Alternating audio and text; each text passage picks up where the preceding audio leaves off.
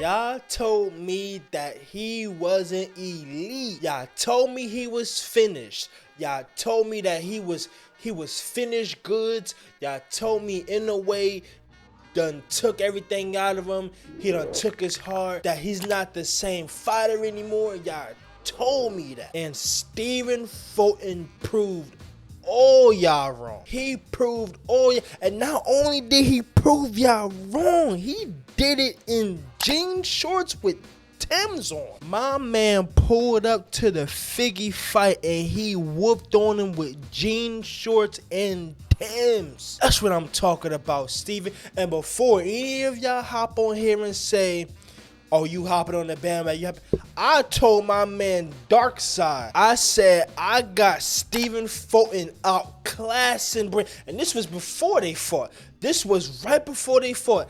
I said I had Stephen Fulton outclassing Brandon Figueroa. He thought it was a game. He thought that was funny.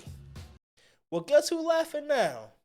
Guess who's laughing now, bro? Now let's break down the fight, because the fight itself was so beautiful. The fight was so beautiful that the arena was quiet. Mind you, this is a pro-Mexican crowd, because mind you, the main event was David Benavidez, and Brandon is Mexican, and that arena was quiet. So you had to been getting beat so bad that they couldn't even root for you, bro. They couldn't even root for you. That's how bad it was. But let's break down the fight. The one thing I loved about this fight was Fulton's ability to take away what Figgy wanted to do. Because he knew from the first fight that Brandon, you know, he's heavy on that front foot. He's looking to fight. You know, he's looking to drag you into a dogfight. Steph knew that. He was like, okay, I know what type of fighter he's going to be. Right off rip, he was establishing that jab. But see, what the difference was in this fight, Brandon couldn't initiate without eating something first. And it wasn't no like pat shots, like like it wasn't no pat. It was real stiff shots. Either it was a stiff jab or it was a stiff right hand. It was a stiff upper. It was stiff shots. So Brandon was kind of like he was having to think, because Brandon, if you watch Brandon fight, Brandon be going brain dead. Like he'll you know, hop in there and just start dogging you out. But he wasn't able to do that because, for one, every time I try to be on the inside, I'm eating a stiff shot first. And then if he was able to get past that, Steph would kind of tie him up and he'll walk him back. So now I'm back in the center of the ring. Or if he didn't tie him up and kind of move him back to the center of the ring, Fulton would kind of circle around him. So the fight will always result back to being in the center of the ring. It was the expert ring generalship that gave Brandon issues. He wasn't able to pin down Fulton the way how he did in the first fight. Fulton used his ring IQ.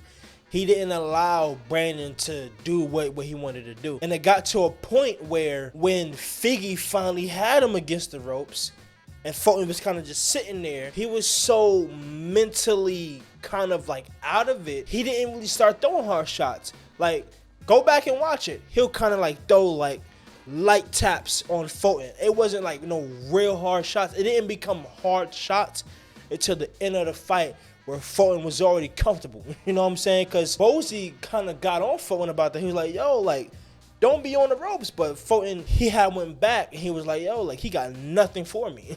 He got nothing for me. Like, Brandon was so mentally out of it that when he finally had Fulton on the ropes, where he finally had Fulton where Brandon wanted him in the first place, he was hesitant to even let his hands go. He kind of resorted into light taps. Brandon not like that. If you get on the ropes, you cooked. He gonna start going down to the body. He gonna start to let his hands go. But I think he was so afraid, because even in the first fight it was like that. Even in the first fight, Fulton would catch Brandon with some real hard counters. So I think Brandon was afraid to fully commit to a shot because he was worried about them counters coming from Fulton. Now, with all of that, right, with all of the sweet boxing that Fulton was doing, with all of the, jabs and the counters and the right hands that Fulton was landing on Brandon, you want to know my favorite part of the fight was? If we talk about the jean shorts and the Timbs, but you want to know my favorite part of that fight was when went to his corner and he opened up his mouth and he showed the world his mouthpiece, and on his mouthpiece it said F you. And that was to everybody that turned their back on him.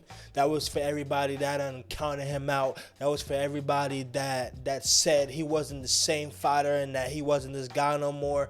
That was to all the haters and to all the doubters. I think that was the most gangster thing. I think that was the best moment of the whole entire fight, of the whole entire card.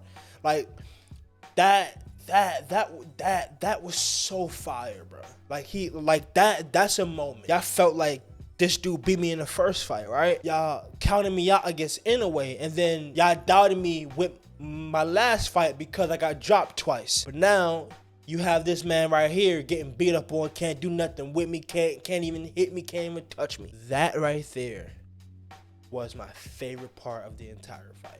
Everybody talking about the jean shorts and the tan. Everybody talking about how fun. That was my favorite part of the entire fight, when he showed the world his mouthpiece. And that tells me Fulton is about to be a problem. Like, oh, y'all doubted me this whole. I'm gonna show y'all who Stephen Fulton is. We not even calling him Cool Boy Steph no more. It's Scooter now. Y'all, the Cool Boy Steph, he's back there. Y'all not seeing him no more. Y'all seeing Scooter now. Y'all about to see who Scooter really is now. I think that was so fire. That was so fire to me. But on that note, if you're new to the channel and you enjoy any of this content, make sure you hit the like button, comment, subscribe, and comment down below y'all thoughts and opinions about this masterful performance from Stephen Cool Boy Steph Fulton. And who do you think should be next for Fulton? I know some people are talking about him potentially fighting Nick Ball, but my man is a champion now, you feel me? Like, he's now officially a 2-division world champ. He was champion at 122, and now he's a champion again at 126. It's some good fights for him. I definitely like the idea of him fighting Nick Ball, though. I definitely like that idea. Even if Nick Ball don't even have a belt, I still like that fight for Stephen Fulton. And if you are new, make sure you hit that red button that says subscribe and click that bell, and make sure that bell is on to do all, so you don't miss out on any future uploads. And like always, it's your boy Remy, and I love you guys, and I will see you on the next one. Peace.